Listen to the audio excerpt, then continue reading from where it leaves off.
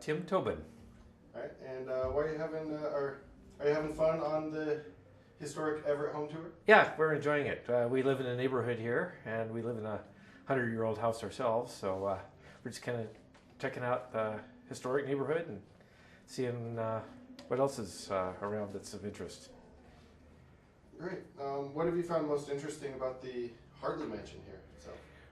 Well, I have read a little bit about its history, and I think it's been beautifully restored. It's I think it's the craftsmanship and everything. It's just remarkable that it's been maintained as well as it has, and that it looks like it'll be preserved in the future too. That's good to see. Yeah. Is there anything about the Hartley family that you've learned that you thought was interesting? Well, I haven't actually read up on everything yet. I know that this is now a working medical office, and I just ran into the artist downstairs that sketched it. It turns out he's a cousin of Dr. Wright's, and he's also a patient of mine where I work. So that was kind of interesting. Didn't know that, but just learning all kinds of things about the city and the neighborhood today. Yeah. And why do you think historic preservation is important to the local community?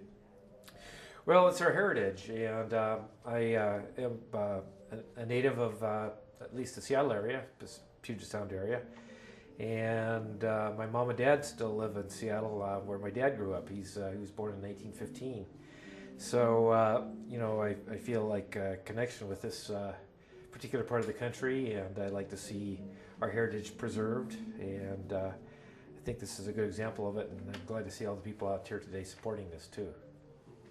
Anything you'd like to add about yourself and your own personal involvement in the local community? I live and work downtown Everett, and I'm fortunate enough to have a home that's less than half a mile from where I live, so I don't have to drive to work. I bicycle just about every day, and I think this is a great community, and I like what I'm seeing here as it develops and grows and matures, and just happy to see that continue.